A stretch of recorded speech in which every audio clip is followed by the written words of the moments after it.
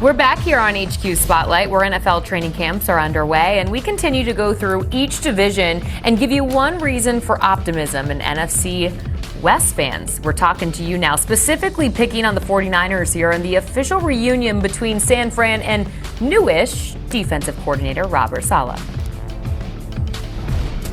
Whether they're veterans or young, the expectation is that you get better throughout the course of the year, regardless. Whether you're a 10-year vet or a young rookie taking his first snap, you go to bed better than when you woke up every day of life. And so the expectation, regardless of how old we are, is to get better. So let the positive vibes commence as we give you one reason for optimism for each team in the NFC West with Mike Renner and John Breach, who are back with us. And Mike, we begin with the 49ers here. To me, it's this revamped run defense. Last year, they were the fourth worst run D in terms of EPA per rush against. And if you go look at the worst run defenses in the NFL, there was only one of the 12 worst run defenses that made the playoffs, and that was the Washington Commanders because they had an elite offense. So run D really matters, obviously, in the NFL to long-term success. And in the draft, they added 3 of what I would say were my 5 favorite run defenders in the entire draft. Michael Williams, their first rounder out of Georgia, Alfred Collins, their second rounder out of Texas, and then CJ West, their fourth rounder out of Indiana. Those 3 guys are going to transform their run defense very, very quickly. That's something that has to happen. They lost numerous games down the stretch because they could not get that last stop. If they get that last stop this year, I think we see a playoff team in San Francisco. And as Mike just mentioned, they did use their first 2 picks on defensive players because they didn't need to revamp their offense. All they had to do was wait for everyone to finally get healthy, and that appears to be happening. When Christian McCaffrey went down, his Achilles injury kind of started during training camp, and he ends up missing 13 games. Well, he's your most dynamic player. He completely transformed that offense. He allows Kyle Shanahan to do exactly what he wants when he's calling plays. So for Christian McCaffrey, if he is out there and healthy, this offense is going to look completely different, and he instantly makes the 49ers a Super Bowl contender. And really, it wasn't just McCaffrey. I mean, you had Brandon Ayuk miss 10 games.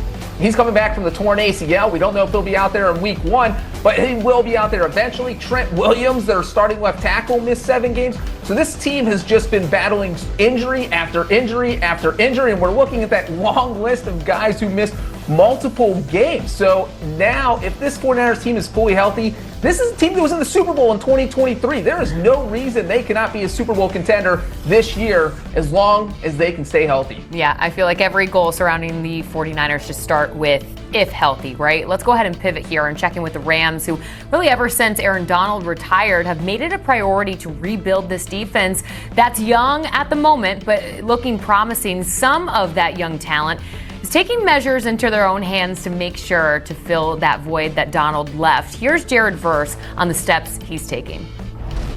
How do training camp workouts compare to workouts with Aaron Donald? I do these every day of the week, 2 times a day. No doubt about it. That workout was psychotic. I'm never doing that again. He did change my workout routine, though. Now my workouts don't hit no more, so I had to go a little harder. Today, practice team defense was flying around. What would you say overall the team's energy was today? That's how we are. That's how our defense is. Our defense is loud. We really get after it, everything like that. Our offense was definitely making the plays. Puka was definitely catching that ball across the middle, doing some big plays, so we're going to have to fix that. But that's how he is as a defense. Yeah, a workout with Aaron Donald just doesn't seem like something I would voluntarily want to do. But Mike, they say if you want to be the best, you got to beat the best. But you can also learn from them too. Just how much better should this D-line be in LA? Well, they could be the best. I mean, this realistically could be the best pass rush in the NFL. They were one of the best pass rushes in playoff history last year. They tied the single-game sack record for the playoffs against the Vikings with 9. They had the 4th most sacks in a playoff run all time, and they only played 2 playoff games. So this is a defensive line that not only did just that, they are young. Their core, the 4 guys that really made that big impact, they're all within their first 2 years in the NFL. Jared Verse, Braden Fisk, Byron Young, Kobe Turner. That means they're all getting better still. And they added Poona Ford, Josiah Stewart to this unit in the 3rd round that, man, adding to a unit that was already near the top of the NFL last year, it could be a very, very scary unit for years to come.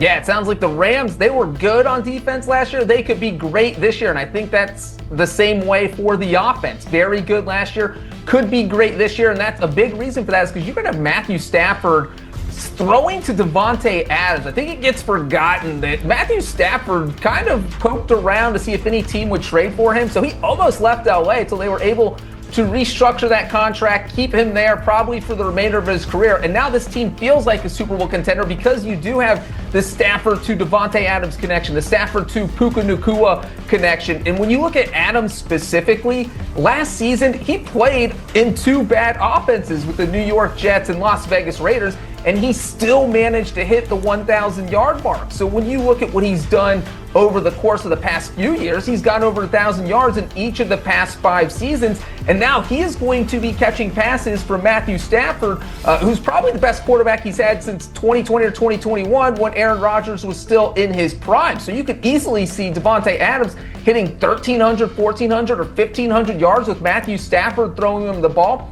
Obviously not great that Matthew Stafford's dealing with some back stuff early in training camp, but he's old. That happens to old people. The Rams are playing it smart with him. Let him rest. He'll be ready to go in week 1. And I do think the Rams offense will be extremely explosive this year. Seems like good news all around for the Rams. Elsewhere, a brand new bombshell has really entered the villa in Seattle. You like that, right? I love that. That was one for the millennials there. Actually, a few, though. That includes quarterback Sam Darnold, receiver Cooper Kupp. Here's more, you guys, from Darnold on how things have really been going on for the offense in Seattle. First and foremost, I think we're going to be able to run the football.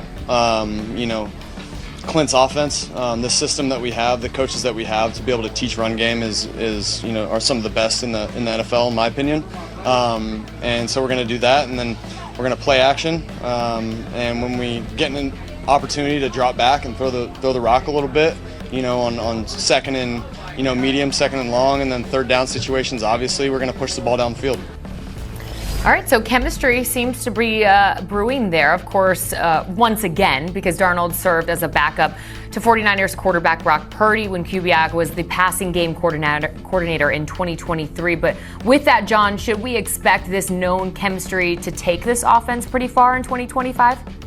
Yeah, I think that absolutely helps, because if you have Sam Darnold, who has had some iffy points in his career, we saw him play with the Jets, we saw him play with the Panthers, was not very good, then obviously caught lightning in a bottle last season with the Minnesota Vikings where he had a career season. So if Darnold was going into Seattle and starting from scratch, I'm not sure how much confidence I would have in him, but the fact that he is working with an offensive coordinator, Clint Kubiak, who he is familiar with, I think that helps. And the fact that he seems totally on board with Kubiak's plan of, hey, let's run the ball, let's pound the rock, that takes some pressure off of Darnold. You don't have to rely solely on his passing skills to carry the offense. So I do think the Seahawks can have a very good offense this season. Sam Darnold's going to have to handle pressure. He took a little bit step back going from Justin Jefferson and Jordan Addison to Cooper Kupp, Jackson Smith, and Jigba. But I do think that Sam Darnold can be good. And the fact that Kubiak's there, who led a very good Saints offense the first 2 weeks of last season. So I do think Seattle will be okay despite losing Geno Smith. Yeah, I'm right there with you, Breach. And Darnold in the clip said that, in his opinion, they're some of the best run game teachers in the NFL they have there now. It's an opinion I share, and that's one of the reasons I'm very optimistic about them is they can teach the run game, and they have the pieces in this new look offensive line to be effective in the running game. You go back to last year, they were so banged up, whether it was Abe Lucas on the right side, the interior of that offensive line, draft Gray's Abel in the first round, Christian Haynes now comes in, your third rounder from a year ago, and Abe Lucas should be back healthy this year. And what they have up front are athletes. They are not people movers up front, they are on the lighter side, but what Clint Kubiak does is run outside zone until the cows come home. And in an outside zone, you need guys that can run sideline to sideline. So they have that kind of speed to execute the scheme Clint Kubiak wants to run, and for those reasons, I think this is at least going to be an effective running game, and that's going to take some pressure off of Sam Darnold. All right, lastly here, you guys, in Arizona, this defense, specifically this Arizona pass rush, will lean on all of the experience from Calais Campbell, who makes his return to the Cardinals. But